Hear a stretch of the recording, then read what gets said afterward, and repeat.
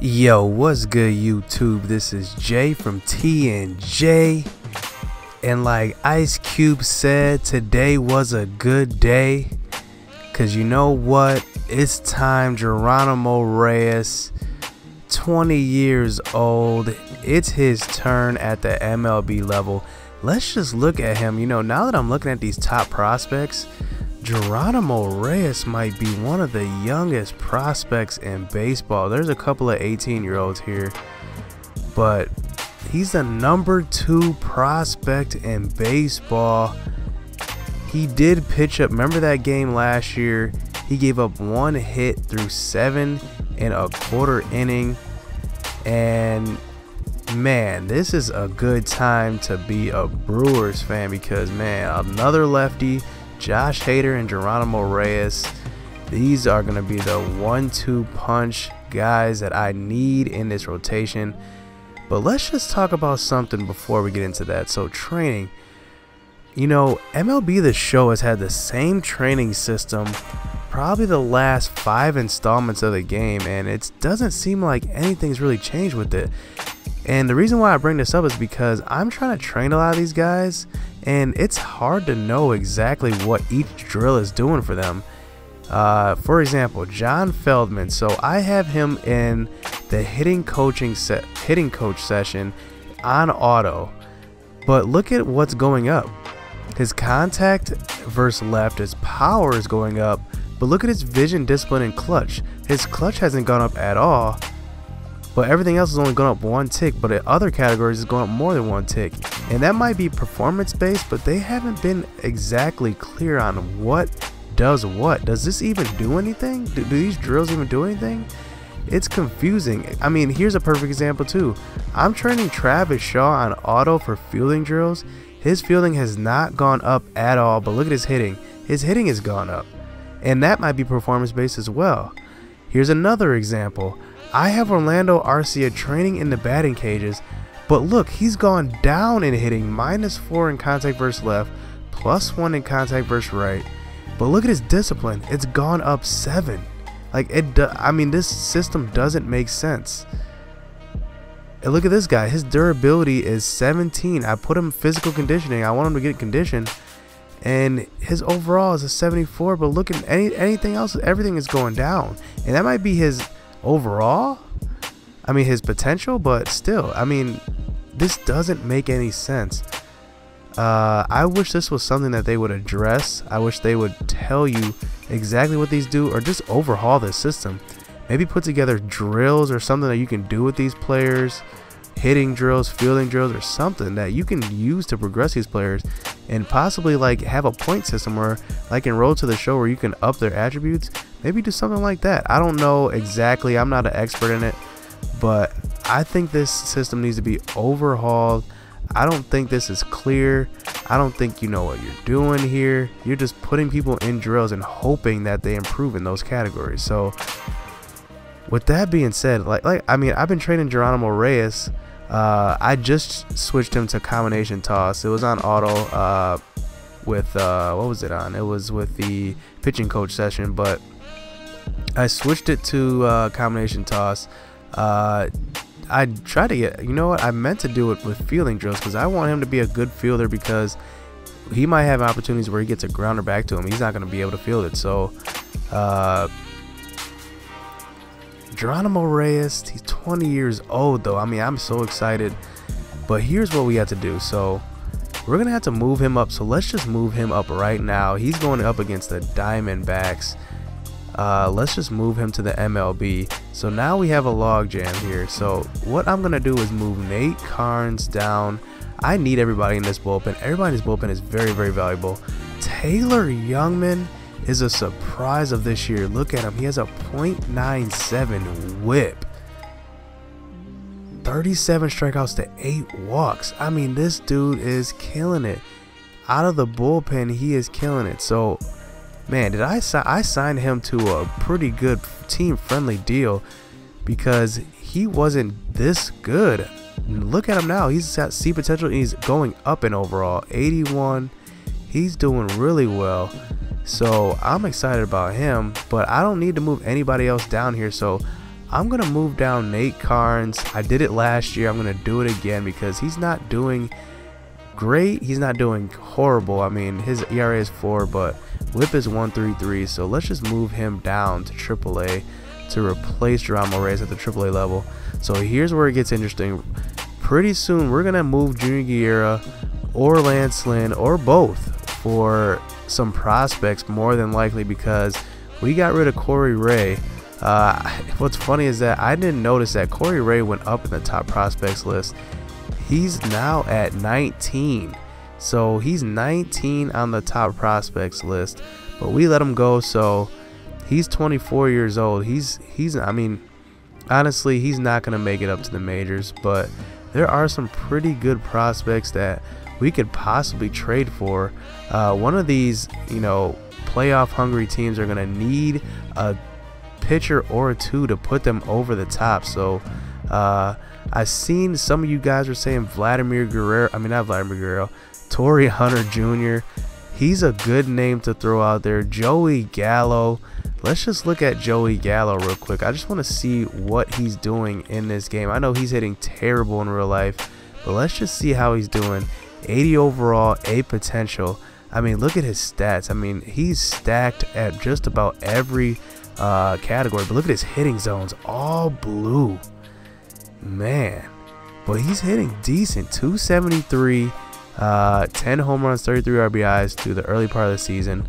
But before that, he wasn't hitting so well. He hit 205 2 years ago, 247 the last year, and I don't know, man. I don't think they would trade him just because a lot of guys, I mean, a lot of teams in MLB The Show, they weigh potential way higher than anything. They don't. I mean, they have a good feature here with the current roster strategy, whether they're rebuilding or normal. But besides that, you don't really have much, because if you're a normal strategy, what constitutes you for wanting pitching on the trading block, and what constitutes you for having fielding on the trading block, or bats? Because think about it. If I make a trade right now for Marcell Ozuna, for example, well, how do I know if they want pitchers back? How do I know if they want batters back? I mean, that's the thing. We don't really know unless we use that trade finder. The trade finder is kind of like a cheater, though, because I feel like sometimes they offer you some, pretty good deals, but sometimes they offer you some stuff and you're like, why would they even want this guy? So I don't know. It's something that I hope they look into a little bit, just with giving you a little more detail on each current roster strategy, and also training as well. So but without further ado, let's get into this gameplay. Geronimo Reyes, he has the first name of freaking I don't even know, Geronimo. I mean, how could you not be excited about this guy? Let's just slot him in there. Let's put him out of the bullpen really quick. Oop, I put Brian Shaw. Let's just take him out of there. Let's put Junior Guerra up in there still. No, let's keep him out. So Geronimo Reyes is going to slot in there. He's probably going to be 5th in this rotation now, but he's going up against Archie Bradley. If you guys remember Archie Bradley, one of the top prospects in the Arizona Diamondbacks organization a couple years ago. I actually like him a lot, but we're going up against him. He's a hard thrower. So, man, let's just get into this. We're at home, Miller Park, in front of the home fans. Geronimo Reyes, let's go. Geronimo Reyes is on the mound for the Brewers in this one. What do we need to know here, HR? Well, his last outing, he got his big first win of his career. Really impressive, and it's so exciting to see a guy get that. I think we're on our way to watching this guy do some things. It's going to be fun to see him pitch again, coming off that big first win for himself. So Geronimo Reyes is a pretty good lefty. I mean, he has some nice stuff. I mean, he has a great slider. His changeup is a good change of pace from his fastball. But here early in the game, he's getting batters to strike out swinging. But he does run into a little bit of trouble here in a second. He walks the first guy, but he does get the next guy to strike out, and then gets the next guy to ground out. This is a good sight to see early in the game for Geronimo Reyes. And here in the third inning, he's doing more of the same, getting the next batter to swing and miss at a pitch, but he does give up a hit up the middle. The good thing is that he's giving up soft hits early. He's not giving up too many hard hits, but he does get into trouble here. Walks another guy, but he does get Marte here to ground into the double play. So back-to-back inning-ending double plays. But here in the fourth, once again, gets another batter strikeout. In the fifth, gets a batter strikeout. But here in the sixth is when things start to fall off a little bit. The Diamondbacks start with a hit down the left field line. So that brings up the next batter who walks. So now that Yosmani Tomas comes up to the plate and he hits a hard liner down the right field line. That's going to bring in one to score, and the Diamondbacks are on the board early to take the 1-0 lead. And the next batter takes one deep in a hurry. That was a high and inside pitch to Lamb, and he just takes it deep. So that is going to end Geronimo Reyes' day. He had a pretty good day. I think he had maybe 6 strikeouts, but 5 innings pitched. He had a pretty good debut. I'm not too mad about it. He didn't have the run support to back it up, hence why I'm not showing you any of my offense. I wasn't doing anything at the plate, and it wasn't even me. I think Archie Bradley pitched a great game, but it was boring on offense. Like, I didn't do anything. So here the Diamondbacks are getting a hit off Lance Lynn down the right field line. So we are on to the 9th inning. Eric Thames striking out swinging, but Brinson hits one deep to the right center gap, and that's going to get over A.J. Pollock's glove. And Brinson's got that speed. He's getting a third on that. So we do show signs of life late in this game, but this may be a little too late. But Hernan Perez comes in to pinch hit, and he brings in the runner from third. So they bring in Randall Delgado out of the bullpen for the relief. And Jet Bandy comes through with a hit to the left side.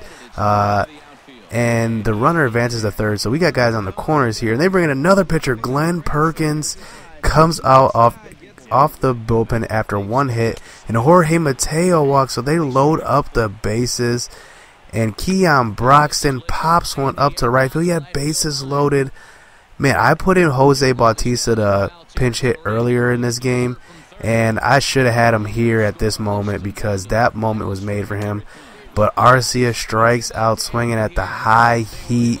So the Diamondbacks do go on to win this game. Geronimo Reyes in his debut, 6 strikeouts. And, man, I mean, it's disappointing that I didn't have any run support for him. But I guess that's how it goes. Hit subscribe, hit that like button, man. We got to make a move soon because, like I said, we have a plethora of starting pitchers at the MLB level right now. We need to unload some. We need to get something. So stay tuned for what's going to happen next.